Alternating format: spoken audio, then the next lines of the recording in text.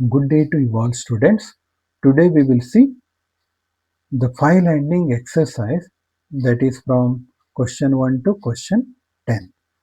First question in the 10th question ತನಕ ನಾವು exercise ನೋಡ್ತೇವೆ ಈಗ. Question 1 is differentiate between file types and methods. Differentiate between file types and methods. ಅಂದ್ರೆ first difference ಹೇಳಿದ್ದಿದೆ.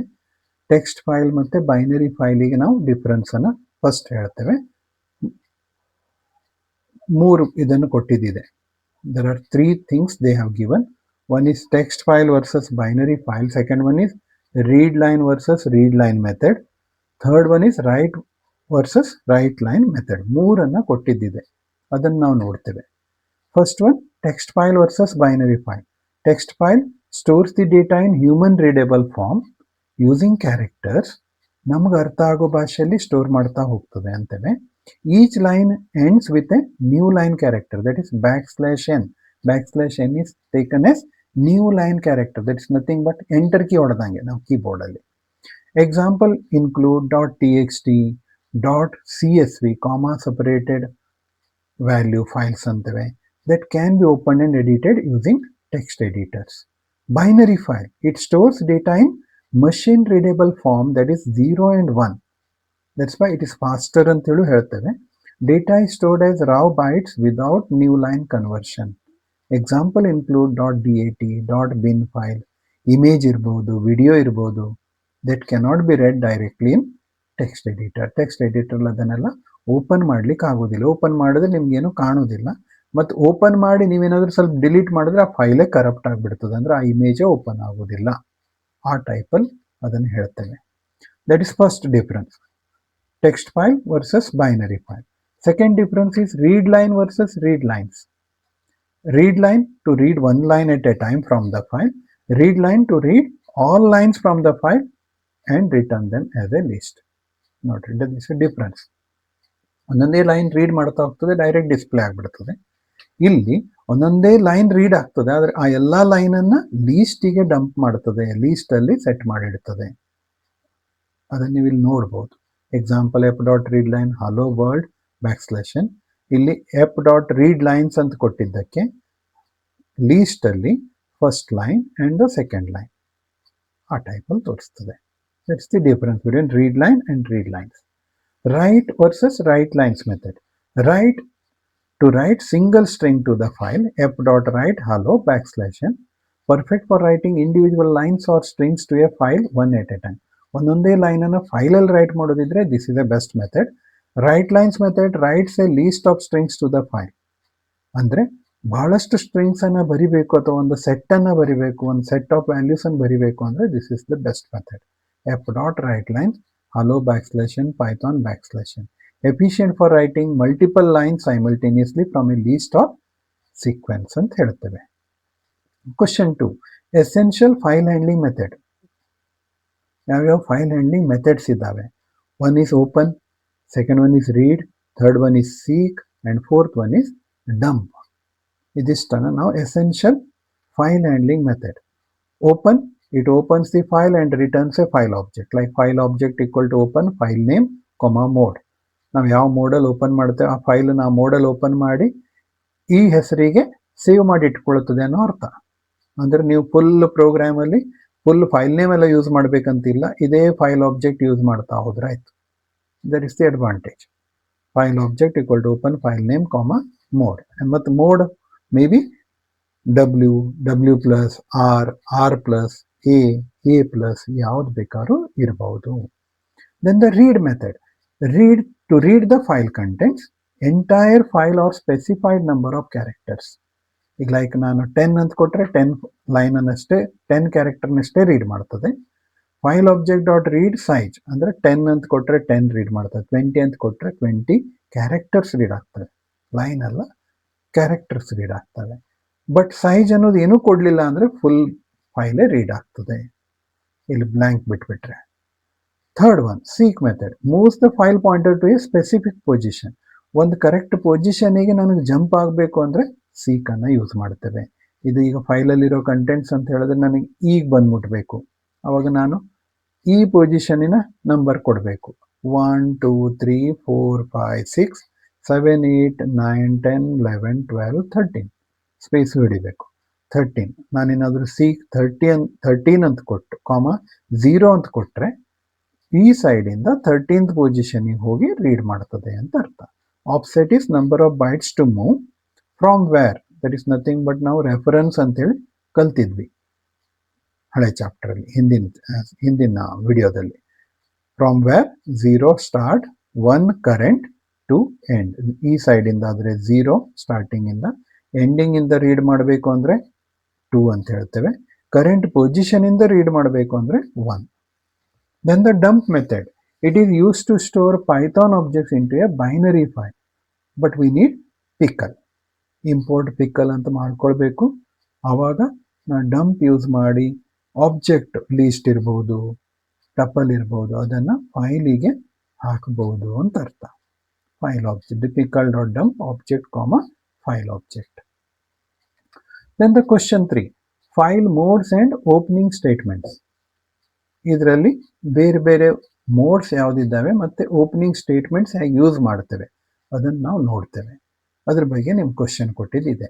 Read and write mode. Open a text file example.txt in read and write mode. Read and write mode ಅಂತ ಕೊಟ್ಟಿದ್ದಿದೆ. ಅದಕ್ಕಾಗಿ f equal to open example.txt is a file name, r plus read mode plus write mode ಅಂತ ಅರ್ಥ. Binary right mode ಅಂದರೆ BW use ಮಾಡಬೇಕು ಅಂತ ಅರ್ಥ. Open a binary file bfile.dat in write mode. f equal to open bfile.dat, wb ಅಂದರೆ write mode of binary file. Append and read mode. Open a text file try.txt in append and read mode. f equal to open try.txt, a plus append ಅನ್ನೋದು a ಆಯಿತು, plus ಅಂತ ಹೇಳಿದ್ರೆ read mode. ಈ r ಅಂತ ಬರೋದಿಲ್ಲ, ಅದನ್ನು ನೆನ್ಪಿಟ್ಕೊಳ್ಬೇಕು ನೀವು. ಒಂದು ಮೋಡಿಗೆ ಮತ್ತೊಂದು ಮೋಡ್ ಅಂದರೆ ಪ್ಲಸ್ ಹಾಕಬೇಕು. Binary read only mode. Open a binary file btry.dat in read only mode. f equal to open btry.dat, rb. Read mode of binary file. Then the question 4. Why we have to close a file? File ಅನ್ನು ಯಾಕೆ close ಮಾಡಬೇಕು? One is to ensure data integrity. All buffered data is returned to the file, preventing data loss and ensuring complete file operation. All buffered data is returned to the file. ಅಂದರೆ buffer ಅಂತ ಹೇಳಿದ್ರೆ the temporary area of a memory. ಆ temporary ಮೆಮರಿಯಲ್ಲಿ ಇರುವಂಥ information ಮತ್ತೆ ಫೈಲಿಗೆ ಹೋಗಿ ಕೂತ್ಕೊಳ್ಬೇಕು. Preventing data loss and ensuring complete file operation. Data loss ಆಗದೆಯ ಎಲ್ಲ ಫೈಲ್ ಆಪರೇಷನ್ ಕರೆಕ್ಟಾಗಿ ಆಗಬೇಕು ಅಂತ ಹೇಳಿದ್ರೆ ಕ್ಲೋಸಿಂಗ್ ಸರಿಯಾಗಿ ಆಗಬೇಕು ಅಂತ ಅರ್ಥ. ನೀವು ಹಾಗೆ ಓಪನ್ ಬಿಟ್ಬಿಟ್ಟಿದ್ದರೆ, ನೀವು ಹಾಗೆ ಓಪನ್ ಇಟ್ಟು ಹೋದ್ರಿ, ಸರಿ ಕ್ಲೋಸ್ ಆಗಲಿಲ್ಲ ಅಂದ್ರೆ ಫೈಲಲ್ಲಿ ರೈಟ್ ಆಗಿರೋದಿಲ್ಲ. ಅದಕ್ಕಾಗಿ closing a file is important. That is to ensure data integrity. Releases system resources. Memory and other system resources are properly released, improving program efficiency and preventing resource leaks. System ರಿಸೋರ್ಸಸ್ನ ಕರೆಕ್ಟಾಗಿ release ಮಾಡೋದ್ರಿಂದ, ಎಲ್ಲ clear ಆಗೋದ್ರಿಂದ ನೀವು close ಮಾಡಿದ್ರೆ ಅದೇ system resource ಅಂದರೆ ಆ ಮೆಮರಿಯನ್ನು ಬೇರೆ ಪರ್ಪಸ್ಸಿಗೆ ಯೂಸ್ ಮಾಡ್ಬೋದು ಅಂತ ಅರ್ಥ. ಅದರಿಂದ ನಿಮ್ಮ ಪ್ರೋಗ್ರಾಮು ಕರಪ್ಟ್ ಆಗೋದು ತಪ್ಪಿತು, ರಿಸೋರ್ಸು ಉಳ್ದಂಗಾಯಿತು ಅಂತ ಹೇಳ್ತೇವೆ. Consequences of not closing file. File ನೀವು ಕ್ಲೋಸ್ ಮಾಡದೇ ಇದ್ರೆ ಏನೇನು ಆಗ್ಬೋದು ಅದ್ರ ಬಗ್ಗೆ ಹೇಳಿದ್ದಿದೆ. Data may remain unsaved in the buffer. Buffer ಅಂದರೆ ಮೆಮರಿಯ temporary area. Risk of data corruption. No immediate error is shown but problem may occur later in execution. ನಾವು ಇದನ್ನು ಕಾಮನ್ ಆಗಿ ನಾವಂತೂ ನೋಡ್ತೇವೆ. ವಿಂಡೋಸಲ್ಲಿ ಈ ಪ್ರಾಬ್ಲಮ್ ಆಗ್ತದೆ ಭಾಳ. ನೀವು ವಿಂಡೋಸು ಕ್ಲೋಸ್ ಮಾಡದೆ ಹೋಗಿಬಿಡ್ತೀರಿ, ಸ್ಟೂಡೆಂಟ್ಸ್ ಎಲ್ಲ ಕೆಲವೊಂದು ಸಲ ಕಂಪ್ಯೂಟರ್ ಹಾಗೆ ಆನ್ ಇಟ್ಟು ಹೋಗಿಬಿಡ್ತೀರಿ. ಹಾಗೆ ಸುಮಾರು ದಿನ ಏನಾಗ್ತದೆ, ಹಾಗೆ ಆಫ್ ಮಾಡ್ತೀರಿ. ಕೆಲವರು ಮನೆಗೆ ಹೋಗೋ ಗಡ್ಬಡಿಯಲ್ಲಿ ಸ್ವಿಚ್ ಆಫ್, ಸರಿ ಶಟ್ ಡೌನ್ ಪ್ರೋಸೆಸ್ ಮಾಡದೇನೆ ಸ್ವಿಚ್ ಆಫ್ ಮಾಡಿ ಓಡೋಗ್ಬಿಡ್ತೀರಿ. ಅವಾಗ ಏನಾಗ್ತದೆ, ಸ್ಲೋಲಿ ಕರಪ್ಟ್ ಆಗ್ತಾ ಹೋಗ್ತದೆ, ಒಂದಿನ ವಿಂಡೋಸೇ ಆನ್ ಆಗೋದಿಲ್ಲ. ಅಂಥದನ್ನ ಪ್ರಾಬ್ಲಮ್ಸ್, ಅದನ್ನೇ ಇಲ್ಲಿ ಹೇಳಿದ್ದಿದೆ. No immediate error is shown but problems may occur later in execution. System resources remain occupied unnecessarily. ಸುಮ್ಮನೆ ಸಿಸ್ಟಮ್ ರಿಸೋರ್ಸ್ ಓಪನ್ ಇದೆ, ಸಿಸ್ಟಮ್ ರಿಸೋರ್ಸಸ್ ಓಪನ್ ಇದೆ ಅಂತ ಹೇಳಿದ್ರೆ ಹಾರ್ಡ್ ಡಿಸ್ಕನ್ನು ಓಪನ್ ಇಟ್ಟಂಗೆ ಆಗ್ಬಿಡ್ತು, ಅಂದರೆ ಸೆಕೆಂಡರಿ ಸ್ಟೋರೇಜ್ ಡಿವೈಸ್. ಅವಾಗ ಆಟೋಮೆಟಿಕ್ಲಿ ಏನಾಯಿತು, ಅದಕ್ಕೂ ಪವರ್ ವೇಸ್ಟ್ ಆಗ್ತಾ ಇರ್ತದೆ ಅಂತ ಆಯಿತು. ಅದಕ್ಕಾಗಿ ಸುಮ್ಮನೆ ಅನ್ನೆಸೆಸರಿಲಿ ಬೇರೆ ಬೇರೆ ಪ್ರಾಬ್ಲಮ್ಸ್ ಆಗ್ಬೋದು ಅಂತ. Difference between two sets, that is part A and part B. Part ಎದಲ್ಲಿ ಒಂದು ಟೈಪ್ ಕೊಟ್ಟಿದ್ದಿದೆ, ಪಾರ್ಟ್ ಬಿದಲ್ಲಿ ಮತ್ತೊಂದು ಟೈಪ್ ಕೊಟ್ಟಿದ್ದಿದೆ. ಪಾರ್ಟ್ ಎದಲ್ಲಿ ಮ್ಯಾನ್ಯುವಲ್ ಫೈಲ್ ಹ್ಯಾಂಡ್ಲಿಂಗ್ ಕೊಟ್ಟಿದ್ದಿದೆ, ಪಾರ್ಟ್ ಬಿದಲ್ಲಿ ಕಾಂಟೆಕ್ಸ್ಟ್ ಮ್ಯಾನೇಜರ್ ಅಪ್ರೋಚ್ ಅಂತ ಕೊಟ್ಟಿದ್ದಿದೆ. 2 ಅಪ್ರೋಚನ್ನು ಕೊಟ್ಟಿದ್ದಿದೆ ಫೈಲ್ ಓಪನಿಂಗ್ ಮಾಡಲಿಕ್ಕೆ. ಯಾವ ಮೋಡ್ ಒಳ್ಳೇದು ಅಂತ ಹೇಳೋದ್ರ ಬಗ್ಗೆನೂ ಹೇಳಿದ್ದಿದೆ. ಈಗ ನೋಡ್ರಿ, P equal to open practice dot T X T R, read ಮೋಡಲ್ಲಿ ಪ್ರಾಕ್ಟೀಸ್ ಡಾಟ್ ಟಿ ಎಕ್ಸ್ ಟಿನ ಓಪನ್ ಅನ್ನು ಕಮಾಂಡಿಂದ ಯೂಸ್ ಮಾಡಿದ್ವಿ, ಓಪನ್ ಮಾಡಿದ್ವಿ. ಪಿ ಡಾಟ್ ರೀಡ್ 10 ಅಂದರೆ 10 ಬೈಟ್ಸ್ ಅನ್ನ ಅದರಿಂದ ರೀಡ್ ಮಾಡು ಪಿ ಅನ್ನೋ ಫೈಲಿಂದ, ಅಂದರೆ practice dot T X T. Then what may be the problem? Open file in read mode, reads first 10 characters only, file must be manually closed with p.close, risk of forgetting to close the file, less safer approach ಅಂತೇವೆ. ಅಂದರೆ manually p.close ಅಂತೇಳಿ close ಮಾಡಬೇಕು ಫೈಲನ್ನು, ಇಲ್ದಿರ close ಆಗೋದಿಲ್ಲ. ನಾವೇನಾದರೂ ಹಾಗೆ ಬಿಟ್ಟಿಟ್ವಿ ಅಂತ ಹೇಳಿದ್ರೆ ಪ್ರಾಬ್ಲಮ್ಮು ಆಗ್ಬೋದು, ಕರಪ್ಷನ್ನು ಆಗ್ಬೋದು ಅಂತ ಹೇಳ್ತೇವೆ. Context manager approach, that is with open practice dot T X T R as P colon X equal to P dot read. ನೋಡ್ರಿ, ಇಲ್ಲಿ ವಿತ್ ಇಂದ ನಾವು ಓಪನ್ ಮಾಡಿದ್ವಿ, ಇಲ್ಲಿ ಪಿ ಡಾಟ್ ಕ್ಲೋಸ್ ಕೊಡೋ ಅವಶ್ಯಕತೆ ಇಲ್ಲ, ಆಟೋಮೆಟಿಕ್ಲಿ ಕ್ಲೋಸ್ ಆಗ್ತದೆ. Opens file in read mode using with statement, reads entire file content, full file content read ಆಗ್ತದೆ ಇಲ್ಲೀಗ. File is automatically closed after the block. With use ಮಾಡಿರೋದ್ರಿಂದ ಇದಾದ ಕೂಡಲೇ, ಈ ಪ್ರೊಸೆಸ್ ಮುಗಿದ ಕೂಡಲೇ ತಾನೇ ಕ್ಲೋಸ್ ಮಾಡಾಕ್ಬಿಡ್ತದೆ, ನಾವು ಮತ್ತೆ ಕೊಡಬೇಕಂತಿಲ್ಲ. Safer and more efficient approach, guaranteed resource cleanup. ಯಾಕೆಂತ ಹೇಳಿದ್ರೆ ಕ್ಲೋಸ್ ತಾನಾಗೆ ಆಗಿರೋದ್ರಿಂದ ರಿಸೋರ್ಸ್ ಅಂತೂ ಕ್ಲೀನ್ ಆಗ್ತದೆ ಅಂತ ಆಯ್ತು. ರಿಸೋರ್ಸ್ ಯೂಸ್ ಮಾಡಿದ್ದೆಲ್ಲ ಎಂಟಿ ಮಾಡೇ ಹೊರಗೆ ಹೋಗ್ತದೆ ಅಂತ ಆಯ್ತು. Then the question 6, writing lines to hello.txt. 2 methods ಅನ್ನ ಯೂಸ್ ಮಾಡ್ಬೋದು ಅಂತ ಹೇಳ್ತೇವೆ, using write and using write lines. The first method, we have opened a hello.txt in append mode. f.write welcome my class \n, f.write it is a fun place \n, f.write you will learn and play \n. 3 line ಅನ್ನ write ಮಾಡಿದ್ದಿದೆ. Then we have closed the file, ತೆಗೆದುಕೊಳ್ಳಬೇಕು. This is method 1. Write use ಮಾಡಿದ್ದುಂಟು, open, close. Write each line individually using separate write calls. But ಇಲ್ಲಿ method 2 using write lines.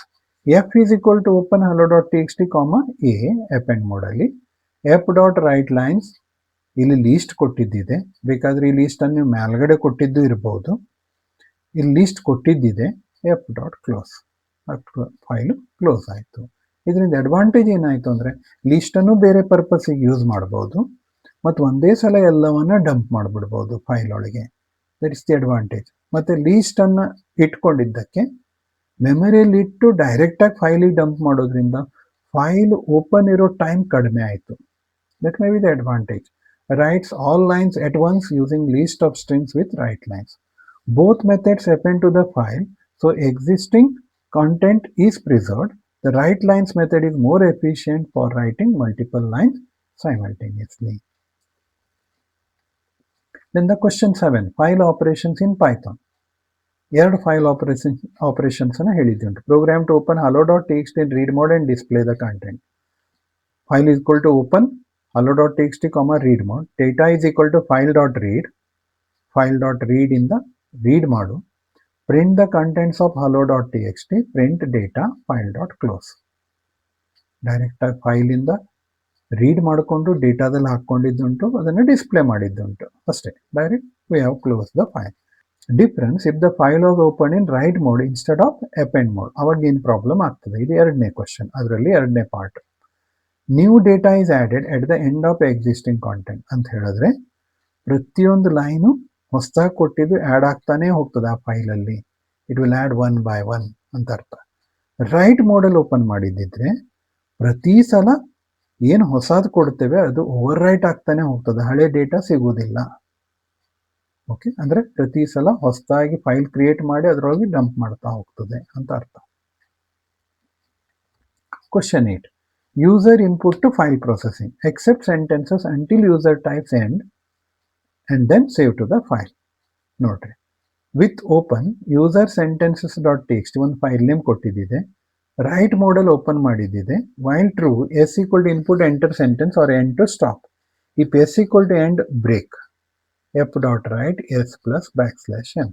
ಇಲ್ಲೀಗ ಒಂದ್ಸಲ 3-4 line ಕೊಟ್ಟು end ಅನ್ನೋದು 5ನೇ line ಇದೆ ಅಂತ ಹೇಳಿದ್ರೆ 4 ಲೈನ್ ರೀಡ್ ಆಗ್ತದೆ, 5ನೇ ಲೈನಿಗೆ ಎಂಡ್ ಸಿಗ್ತದೆ, ಬ್ರೇಕ್ ಆಗ್ತದೆ. ಅಂದ್ರೆ it will write all 4 lines.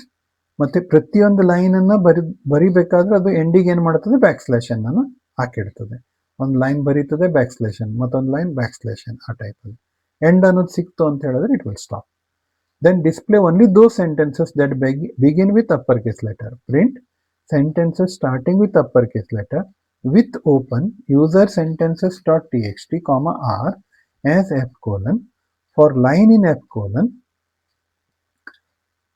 line is equal to line dot r strip backslash n.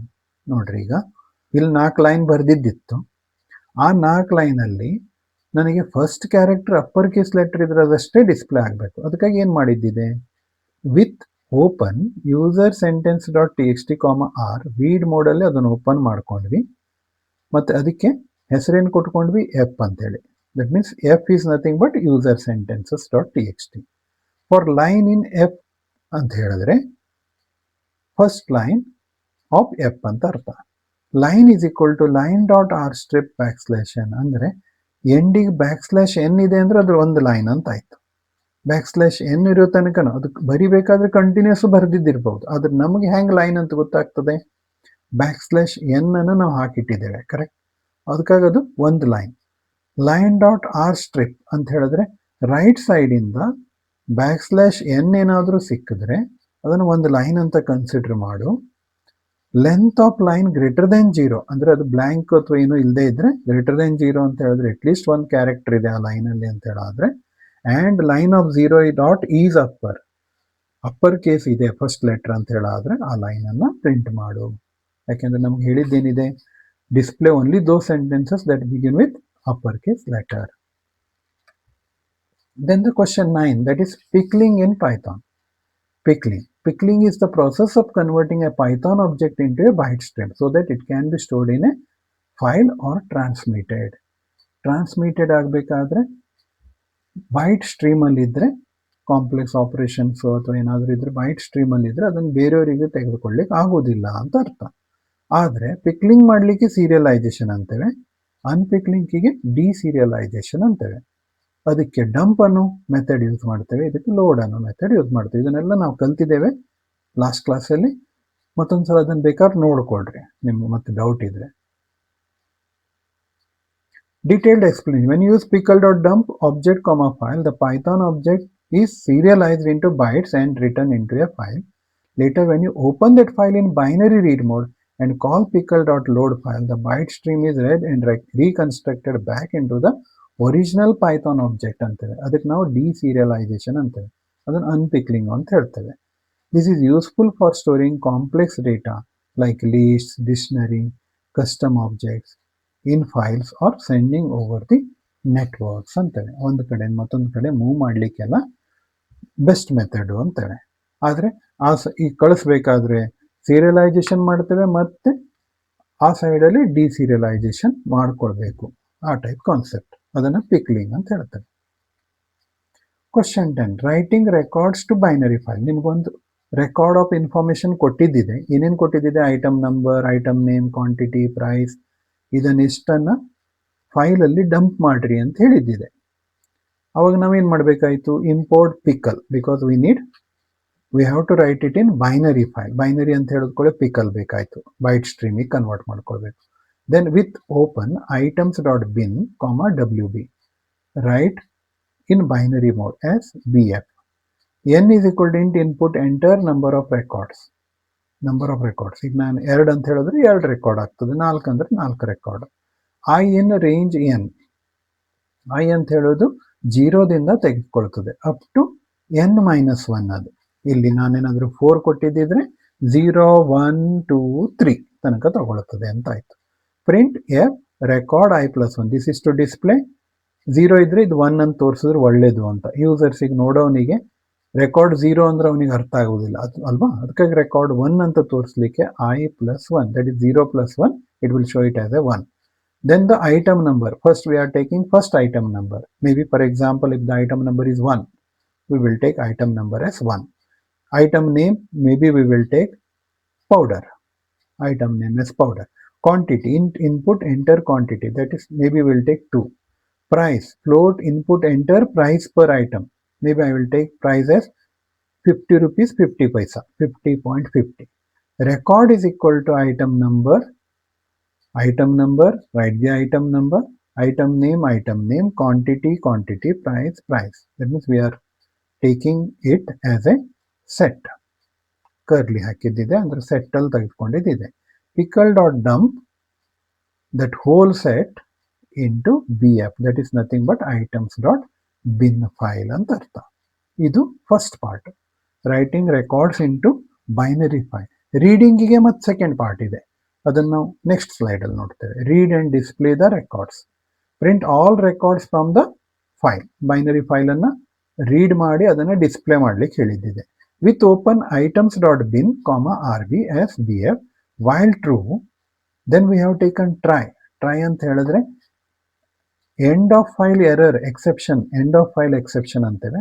ಅದು ಎಂಡಿಗೆ ಹೋಗಿ ಮುಟ್ತು ಅಂತ ಹೇಳಿದ್ರೆ ಆಟೋಮೆಟಿಕ್ಲಿ ಎಕ್ಸೆಪ್ಷನ್ ಫೈರ್ ಆಗ್ತದೆ. ಆ ಎಕ್ಸೆಪ್ಷನ್ ಅವಾಯ್ಡ್ ಮಾಡಲಿಕ್ಕೆ ಟ್ರೈ ಹಾಕಿದ್ದಿದೆ. Try REC equal to pickle dot load BF except EOF error then the break, ಅಂದ್ರೆ ಎಂಡಿಗೆ ಮುಟ್ತು ಅಂದ್ರೆ ಬ್ರೇಕ್ ಮಾಡಿಬಿಡು ಅಂತ, ಹೊರಗಡೆ ಹೋಗು. ಇಲ್ಲದೆ ಇದ್ರೆ amount equal to REC quantity into REC price.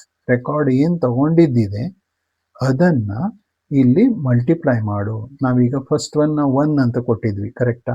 Quantity 2 ಕೊಟ್ಟಿದ್ವಿ, price 50.50, that is 50.50 into 2, that is 101 ಅಂತ ಆಯ್ತು. Print F item number, REC item number first one ಯಾವುದಿದೆ 1, ಐಟಮ್ ನೇಮ್ ಪೌಡರ್ ಅಂತಿದೆ, ಕ್ವಾಂಟಿಟಿ 2 ಅಂತಿದೆ, ಪ್ರೈಸ್ 50.50, ಅಮೌಂಟ್ ಇಲ್ಲಿ ನಾವು ಕ್ಯಾಲ್ಕುಲೇಟ್ ಮಾಡ್ಕೊಂಡಿದ್ದೇವೆ, so it will display 101. Then print one line. Again it will go to the next one. Again it will take one more record. ಅಂದರೆ ಅದರಲ್ಲಿ 4 record ಇದೆ, 4 record ಇದ್ರು 4 ರೆಕಾರ್ಡನ್ನು ಒನ್ ಬೈ ಒನ್ ಡಿಸ್ಪ್ಲೇ ಮಾಡ್ತದೆ ಅಂತ ಆಯ್ತು.